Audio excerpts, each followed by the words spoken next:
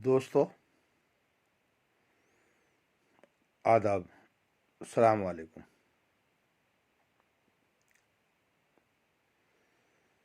उसूलों पर जहाँ ज़द हो उसूलों पर जहाँ ज़द हो वहाँ टकराना ज़रूरी है। जिंदा अगर हो तो जिंदा नज़र आना ज़रूरी है।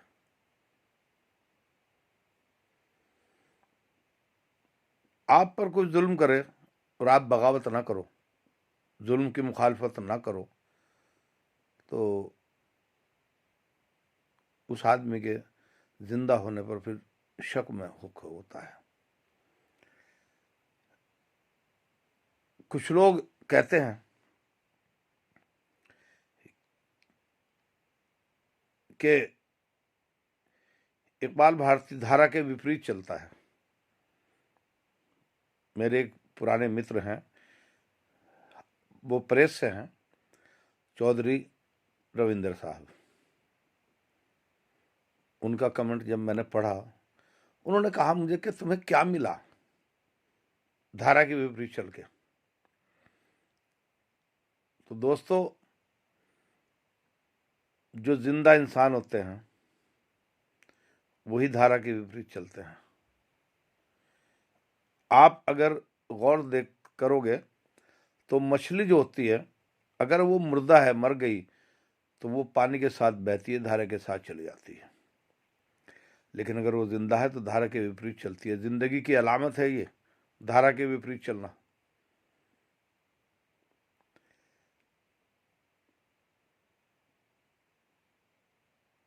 तो अगर धारा के विपरीत नहीं चलोगे, लोगों को नहीं बताओगे, जो लोग जुल्म कर रहे हैं उनके खिलाफ बगावत नहीं करोगे, तो इस समाज में तो फिर सब एक ऐसा फिरौन का निज़ाम कायम हो जाएगा जिसकी कल्पना भी नहीं की जा सकती। उन्होंने ये कहा है कि तुम्हें, वो संजय की वकालत कर रहे हैं। संजय की वकालत करें, लेकिन फिर प्रेस के ना रहें। अगर प्रेस में है तो फिर उनको किसी की वकालत नहीं करनी चाहिए। लेकिन चलिए, मैं उनकी बात पर आता हूं। वो संजय को बहुत साफ सुथरा धुला हुआ मान रहे हैं, क्योंकि हर पोस्ट पर उनकी नाइस नाइस नाइस नाइस आता है। तो जनाब, जरा आप सुन लीजिए।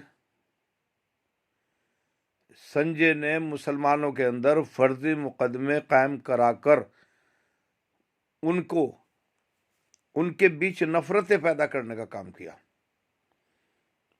अब सबूत के तौर पर सुन लीजिए। मेरे एक दोस्त जिंदा हसन साहब, पुराने साथी, हमारे पार्टी में रशीद साहब के साथ चले आ रहे थे,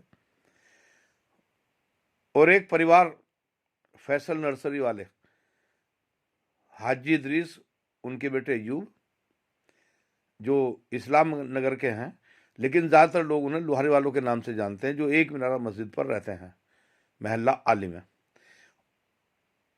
उनकी फैसल नर्सरी पहले मंडी समिति रोड पर, जहां हमारे जहीर अंसारी साहब, उनके बेटे,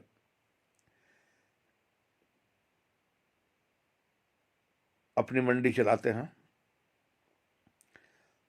उनके सामने ही वो फैसल नर्सरी हुआ करती थी। उन्होंने जिंदा हसन साहब से प्रॉपर्टी ली, जो चिलकाना रोड पर। अभी वो नर्सरी वहीं शिफ्ट हो गई है, फैसल नर्सरी के नाम से। वो एग्रीमेंट हुआ उनका, एग्रीमेंट को लेकर बैनामा होना था। जब एग्रीमेंट के बाद बैनामा होता है, उसमें कुछ समय लग गया होगा, जो मुझे सही तरह नहीं मालूम है कितना समय लगा। तो उनमें कुछ आपस में कहासुनी हो गई। अब दोनों पार्टी मेरी। बलराम सिंह जी 2014 में संजय के चुनाव में आए। मुझे उन्होंने कहा कि आप इसमें काम करें। मैं खड़ा हुआ। खड़ा होने के बाद में हमने मुस्लिम इलाके में बहुत ज़बरदस्त पोल किया। यानी सहारनपुर में मेरे इलाके का पोल खास तौर से सबसे टॉप पर रहा। हमारा इलाका से मतलब है कि कल्पना से लेकर खाता खेड़ी तक ये जो बेल्ट है हमारी पूरी की पूरी, ये बहुत टॉप पर रही। लेकिन हमें हमारे संजय भाई का वोट जो है, उनकी बिरादरी का वोट नहीं मिला, इसलिए वो चुनाव हार गए। तो डीएम साहब और एसएसपी को बलराम सिंह जी ने बैठ करके कहा कि ये इकबाल भारती हैं, जब ये आए तो ये समझना बलराम सिंह आए हैं, और मुस्लिम इलाके का काम ये देखेंगे और अदर इलाके का काम संजय भाई देखेंगे। कोई भी बात आएगी तो आप मुस्लिम में इनकी बात मानना और अदर में उनकी मानना, ये बात वो कह करके गया। अब ये चुनाव के बाद ही की तुरंत की बात है कि इनकी कहासुनी हो गई, और मेरे साथी अब मरहूम हो गए जिंदासन साहब, उनका बेटा, नाम नहीं मुझे याद आ रहा थोड़ा सा उसका, उसने जाकर के पता नहीं सच बताया या झूठ बताया, और संजय गर्ग ने जब ही तुरंत धारा 307 और न जाने कैसी कैसी, जबकि वहां ना रिवॉल्वर का नाम, ना कोई गोली चलने की बात, और वहां पर इन्होंने पूरी तरीके से, और भाई जिंदासन को भी एडमिट करा दिया फर्जी तौर पे हॉस्पिटल में। मुझे बात जब मालूम हुई, जब फैसल नर्सरी वाले मेरे पास आए और आकर के वो कहने लगे कि जी हमारे खिलाफ फर्जी मुकदमा कायम करा दिया संजय गर्ग ने। मैंने तुरंत जब भी संजय गर्ग को फोन मिलाया और मैंने कहा भाई, तो अरे इन्होंने तो ये कर दिया, ये कर दिया, ये कर दिया। मैंने कहा भैया दोनों मेरे लोग हैं, दोनों मेरी बिरादरी के भी हैं, दोनों मेरे रिश्तेदार भी हैं, तो कम से कम मुकदमा कायम करने से पहले एक बार मेरे से तो पूछ लेता। नहीं, मैंने करा दिया। अब हमने कहा भाई ठीक है, तुमने करा दिया, गलत करा दिया, इसमें समझौता होना है और होना भी चाहिए समझौता ही। चलिए मैं देख लूंगा। मैंने जब भी कप्तान साहब को फोन मिलाया रात को ही, कप्तान साहब ने मुझे बताया भाई संजय गर्ग ने ये मुकदमा कायम कराया। मैंने कहा आपको तो मुझसे पूछना था पहले, मुस्लिम मसाइल का मामला था, मुसलमानों के बीच का झगड़ा था। खैर वो उन्होंने जो भी जवाब दिया, मैंने जब भी तुरंत बलराम सिंह जी को फोन मिलाया। जब बलराम सिंह जी मेरे पास आए थे इसे लेकर और मुझे चुनाव में इसके लिए कहा था कि खड़े हो जाओ, तो मैंने कहा था देखो ये गड़बड़ करता है, ये आज तो कुछ और है, कल को कुछ और हो जाएगा, लेकिन आप कह रहे हैं हम साथ देंगे। तो मैंने बलराम सिंह जी को बात याद दिलाई। मैंने कहा देखो संजय भाई ने फिर वही गड़बड़ करनी शुरू कर दी, मेरे परिवार के बीच में झगड़ा हो गया, उसमें समझौता होना है, परिवारों में समझौता ही किया जाता है, लेकिन हमारे भाई संजय गर्ग ने मेरे परिवार में नफरत पैदा करने का काम कर दिया। उन्होंने कहा कि ठीक है कोई बात नहीं।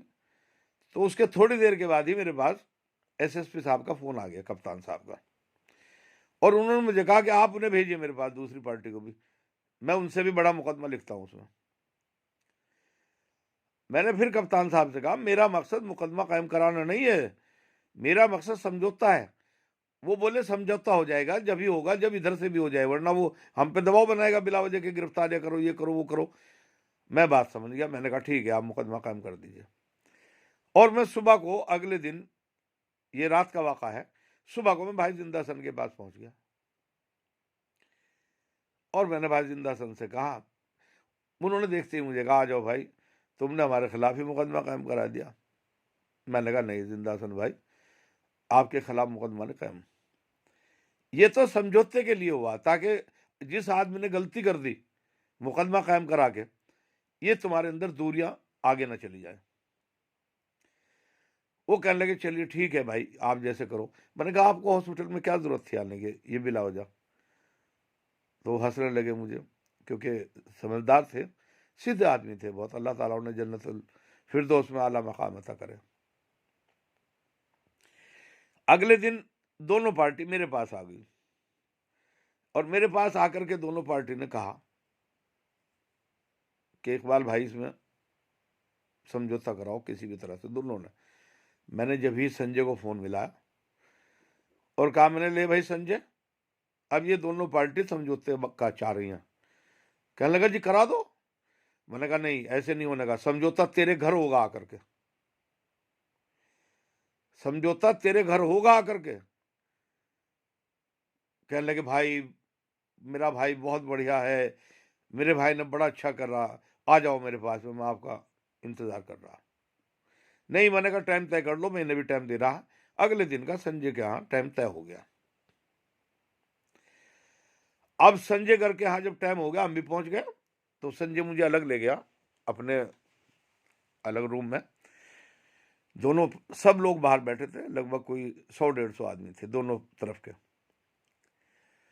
और जाकर के मुझे कहने लगा कि देखो जी इन्होंने बैनामा नहीं कराया और इसलिए इतने हजार रुपए ज्यादा बीघा के हिसाब से इन्हें पेमेंट करना पड़ेगा। मैंने कहा भाई संजय, ये दोनों पार्टियां खुद तय कर लेंगी आपस में, हमें नहीं, हमें तो इनमें झगड़ा नहीं होने देना, और तुम अपनी तरफ से कोई बात रखोगे तो गलत हो जाएगा। और फिर अभी इन्होंने नोटिस भी नहीं दिया उन्हें, जो तरीका है, जो फॉर्मेलिटी होती है, तो अभी तो जो एग्रीमेंट हुआ है उसके मुताबिक ही होना चाहिए। और अगर कुछ बढ़ता भी है तो ये दोनों पार्टी तय कर ले आप उसमें, जिस पर रजामंद हो जाए इनको मामला। कहने लगे नहीं, जो मैं कह रहा मेरी बात मान लो। मैं कहा मैं तो मान लूंगा, लेकिन बाहर वाले नहीं मान लेंगे। कहने लगे उन्हें मैं मना लूंगा, आप खामोश रहेंगे। मैंने कहा देखो मैं खामोश रहूंगा, लेकिन जब तक मुझसे नहीं पूछा जाएगा। अगर मुझसे पूछा तो मैं सच कह दूंगा कि मेरी राय नहीं इसमें शामिल है। वो कहने लगा ठीक है जी, मैं अपना नाम। हम बाहर आ गए।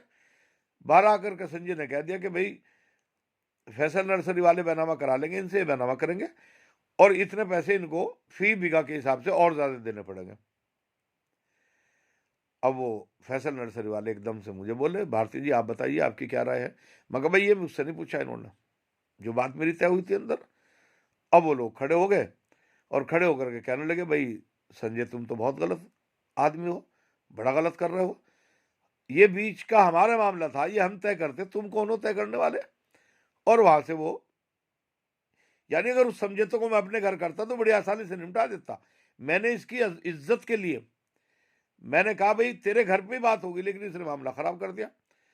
उसके बाद तौसीफ मियाँ अगले दिन मिले इस पार्टी से और रशीद साहब के यहां ले गए। यानी आप देखिए कि इसकी बेअक्ली से, इसकी हिमाकत से वो दोनों पार्टी हमसे दूर हो गई। बाद में फिर रशीद साहब ने, हालांकि वो एक तरह से अस्पताल में थे, आपको मालूम ही अस्पताल में क्यों थे, मेरे बड़े भाई थे, इसलिए मैं, अब वो इस दुनिया में नहीं रहे हैं, मैं उनके लिए भी अच्छे अल्फाज इस्तेमाल करूंगा कि अल्लाह ताला उनको जन्नतुल फिरदौस में आला मकाम अता करे। तो अब बताइए, ये फर्जी मुकदमा नहीं हुआ क्या? ये मुकदमा फर्जी नहीं है क्या? आप पता कीजिए अब भी जाके मोहल्ला अली में और नए बास में। अब बताइए, ऐसे आदमी के खिलाफ अगर बगावत नहीं होगी तो क्या होगा, जो मुसलमानों में नफरत के बीज बो रहा है। अब आ जाइए, चौधरी रविंदर साहब, जब साजिद चुनाव लड़ा गाड़ा बिरादरी से मेयर का, तो उसे मिलते हैं 10,000 वोट। क्या 10,000 वोट हैं समाजवादी के यहां? मुसलमान तो ईमानदारी के साथ 70,000, 80,000, 1,00,000 इस तरह से वोट देता है, और ये डंडी मार रहा। अभी शमशाद मलिक चुनाव लड़े एमएलसी का, स्नातक, उसमें वो मेरे पास आए, मैंने अखिलेश जी से बात करी और उनको टिकट दिलाने की बात, मैंने कहा तुम जाओ टिकट हो जाएगा, लेकिन संजय को साथ ले जाना, उसके पास जरूर वो आना। नहीं तो वो गड़बड़ करेगा। वो मेरी बात मान के संजय के पास गए और बस फिर हालांकि उसके बाद शमशाद मलिक फिर मुझे नहीं मिले। वो टिकट दिलवा के लाए संजय गर्ग। हमने अपने आप को थोड़ा पीछे कर लिया क्योंकि भाई जरूरी है। लेकिन इसने कितने वोट दिलवाए जरा बता सकता है? सारे वोट इसके भाजपा को गए। तो हम ही पागल हैं क्या, या हम नहीं जानते राजनीति?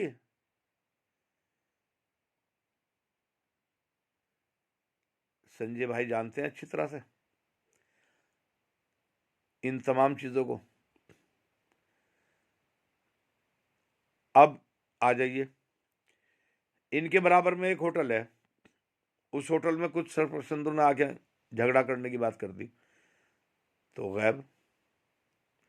बच्चों को पुलिस उठा के ले जा, उस वो मामला नाजायज तरीके का भी हो तो संजय साहब गैब। अरे भाई, तुम जिसका वोट लेकर के इज्जत पा रहे हो, अगर उसका कोई आदमी तुम्हारे घर आ जाए तुम उसे धुतकारने का काम करोगे? तो चौधरी साहब, आप प्रेस के हो, प्रेस के रहो, वरना ये मत लिखो कि मैं प्रेस का हूं और मैं न्यूट्रल बात करता हूं।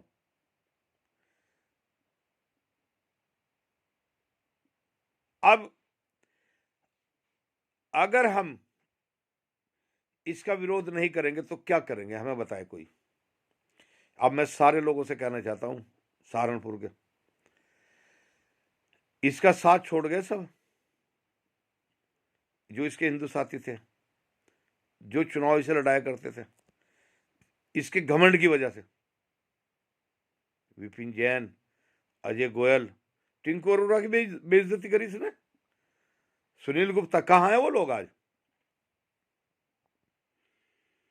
तो बात बहुत सीधी और बहुत साफ है कि इस बार हम लोग संजय गर्ग को बिल्कुल वोट नहीं दे रहे हैं। अब तो एक वजह और भी आ गई वोट ना देने की ना, और वो वजह भी इतनी साफ है कि अखिलेश यादव साहब मुस्लिम लीडरशिप को खत्म कर रहे हैं। कादिर राना जैसे को टिकट ना देना मुजफ्फरनगर में, क्या माना जाएगा कि आप मुस्लिम लीडरशिप को खत्म कर रहे हैं ताकि मुसलमान सीधा मेरे पर निर्भर रह जाए? अगर हमारी लीडरशिप खत्म हो जाएगी, मेरे वो भतीजा है मेरा इमरान, जब आपने पार्टी में ले लिया तो आपको बेइज्जती करने का क्या हक रह गया उन्हें? क्या आप कोई भी टिकट नहीं देंगे? आप बुलाओगे उन्हें और वहां प्रेस में भी नहीं बिठाओगे?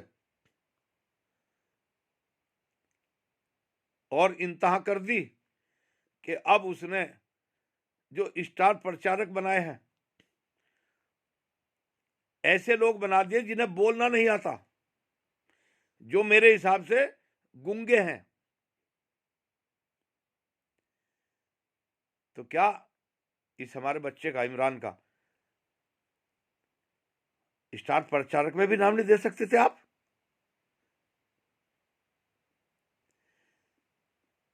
अब सुन लो, बहुत दम भरते हो तुम हमारे भतीजे का, इमरान का। किस मुंह से वोट दोगे, अब दिलवाओगे?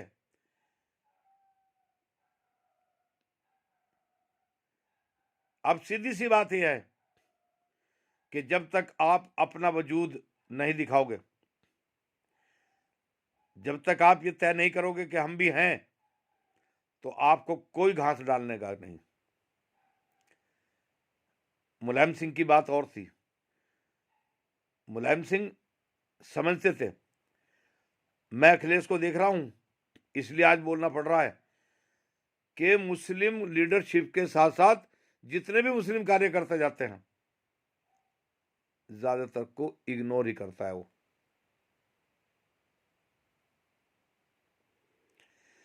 तो अखिलेश भैया, तुम भी भतीजे हो हमारे, हमारा तुम्हारे पापा का एक लंबा साथ रहा है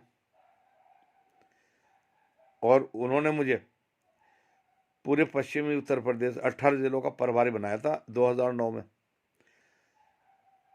प्रदेश का सचिव बना करके, जिस पर रशीद साहब ने मुलायम सिंह से जब कहा था कि मेरी दोनों सीटों का, कैराना और सहारनपुर का प्रभारी इकबाल भारती है, अगर आपने इसे ड्यूटी बाहर लगा दी तो मेरा चुनाव कौन देखेगा। लेकिन नेताजी ने मुझे कहा था जब भी कि आप वो कीजिए जो मैं कर रहा हूं, क्योंकि कल्याण सिंह फैक्टर पर जो बात मैं रख रहा था वो नेताजी को बहुत अच्छी लगी थी, और उन्होंने कहा था आप यही बात जा करके पश्चिमी उत्तर प्रदेश के जितने मुस्लिम बाहुल्य ये सीटें हैं इनमें आप जा करके यही बात रखिए और ये जहन में से लोगों को निकालिए। हालांकि उस टाइम आजम खान भी पार्टी छोड़ गए थे क्योंकि जयप्रदा को टिकट नहीं मिला था। शफीकुर रहमान बर्क भी मेरे दोस्त हैं, वो भी छोड़ गए थे क्योंकि महमूद इकबाल को टिकट हो गया था, और वो शाहिद सिद्दीकी मौलाना अब्दुल वहीद के साहबजादे नई दुनिया अखबार चलाते हैं, वो भी छोड़ गए थे। लेकिन हमने डट करके भी उस टाइम पर मजबूती के साथ में यहाँ चुनाव लड़ाने का काम किया था। लेकिन जब मुलायम सिंह जी ने मेरे कमर पर हाथ रख दिया, अब रशीद साहब ने जो है मेरे खिलाफ शुरू कर दिया। मैं तो नेताजी के कहने से, भाई हमारे लीडर जो थे, राष्ट्रीय लीडर मुलायम सिंह जी थे, उन्होंने मुझे कहा कि आप जाइए ये करिए। रशीद साहब चाहते थे मैं सिर्फ उनके लिए काम करूं यहाँ। अब मेरे लिए ये बात बड़ी अजीब थी। तब उन्होंने मज़ाहिर मुखिया को, जो मैं गंगों में ले जाकर के रात को उनको पार्टी ज्वाइन कराने की बात करी, तो रशीद साहब ने 2 दिन बाद ही अमर सिंह रुड़की में आए, उनको ज्वाइन कराने की बात वहाँ करी और मुझे बताया तक नहीं। लेकिन मुझे लखनऊ से फ़ोन आ गया था कि अमर सिंह जी आ रहे हैं, आप वहाँ जाइए। तो दोस्तों बात बहुत साफ है, ये चुनाव बहुत होशियारी का है। अब देखिए एक बात होगी कमाल की, मैं अभी किसी पार्टी की वफादारी नहीं कर रहा हूं, अभी मैं समाजवादी का हूं, लेकिन हो सकता है मैं कोई निर्णय ले लूं जैसे हालात हैं। अब जितने मुसलमानों की वहां पर उम्मीद थी सपा से टिकट लेने की, जब अखिलेश जी ने दिए तो वो सारे बहन जी से लेके आ रहे, मायावती जी से। यानी 51 में से 24 टिकट दे दिए बहन जी ने भी अभी। तो हालात बदल गए यूपी के। मुसलमानों की अपेक्षा कहीं भारी ना पड़ जाए अखिलेश को। तो दोस्तों अब आप, बहुत सीधी सी बात है कि मेरा फिलहाल स्पष्ट कहना है कि हम संजय गर्ग को वोट नहीं देंगे। हम जलील भी हों, मुसलमानों को जलील करता है जो वहां जाता है, धिक्कारता है, हम अपने सम्मान की रक्षा करनी जानते हैं और हम चुनाव के खेल भी अच्छी तरह जानते हैं। ये संजय भाई को पूरा मालूम है चुनाव को कैसे मोड़ा जाता है, चुनाव को कैसे घुमाया जाता है, कब हार को जीत में और जीत को हार में बदला जाता है। ऐसा हमने अनेक बार सहारनपुर के अंदर उदाहरण दिया है, संजय जानता है अच्छी तरह से।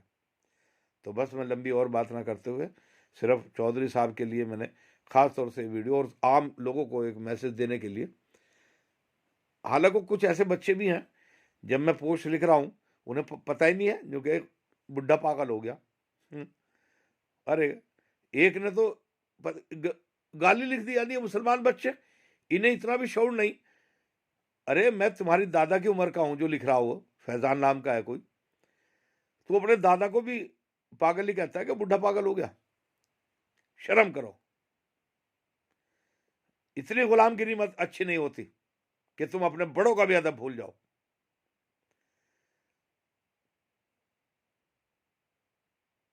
ये अच्छी बात नहीं बिल्कुल भी। चलिए आप कहिए, मेरा तो काम है लोगों को जगाना, मैं जगाऊंगा। हाँ एक बात और कही रविंद्र साहब ने, क्या आपको क्या मिला? तो चौधरी रविंद्र साहब, जगाने वाले को कुछ मिला नहीं करता, जो अपनी कौम को जगाता है उसके हिस्से में कांटे आते हैं, मुखालफतें आती हैं, गाली आती हैं जैसे आ रही है। तो मुझे तो ये मिल रहा है कि मैं अपने काम को, जिसको मैं सही समझ रहा हूँ कि मैं अपने लोगों को जगा रहा हूँ, वो जगाने का मुझे एहसास है कि मैं इन्हें जगा के इनको सही बात बता दूं, बस ये सही रास्ते पर आ जाए, मेरे लिए यही सम्मान है। मैं तो चेयरमैन का चुनाव भी जब लड़ा था, जब रशीद साहब ने कह दिया था कि हमारे सामने कोई मुसलमान नहीं लड़ सकता, वरना मेरा इरादा नहीं था बिल्कुल भी, मैं चुनाव नहीं लड़ना चाहता था। इस पर भी कभी बात होगी, लेकिन अब तो सिर्फ सीधी सी बात यह है कि जिसने रशीद साहब को धोखा दिया, जो मुसलमानों का सम्मान नहीं करता, जो मुसलमानों के बीच में नफरतें पैदा करना चाहता है झूठे मुकदमे कायम करा करके, जो मुसलमानों के बच्चे जब गिरफ्तार होते हैं उनके लिए नहीं निकलता, जो कोरोना काल में पूरी तरह से गायब रहने का काम करता है, तो ऐसे आदमी को हम अब अपना वोट नहीं देंगे। बन जा तू एमएलए, हमें कोई एतराज नहीं, लेकिन अपना वोट लेके बन। हमारे वोट पे तेरा हक नहीं रहा, क्योंकि जब तू हमारा नुमाइंदा नहीं रहा, हमारी नुमाइंदगी नहीं करता, हमारी बात नहीं करता, तो तेरा हम पर कोई हक नहीं रहा। इसीलिए अब हम तूने हमें, हमारे लोगों को धुतकारा ना, मुझे कहने नहीं चाहिए शब्द, अब हम तुझे धुतकार रहे हैं। अब तुझे वोट के नाम पर पता लग जाएगा। तो ठीक है दोस्तों, अच्छा रहिए, चुनाव में हिस्सादारी कीजिए। ये हमारा राष्ट्रीय पर्व है, इसमें पूरी ईमानदारी के साथ में अपना एक एक वोट पोल करिए। मर्जी आपकी है, जहाँ देंगे हम तो आपको बता सकते हैं, इससे ज़्यादा और कुछ नहीं। बस, खुदा हाफिज, आदाब।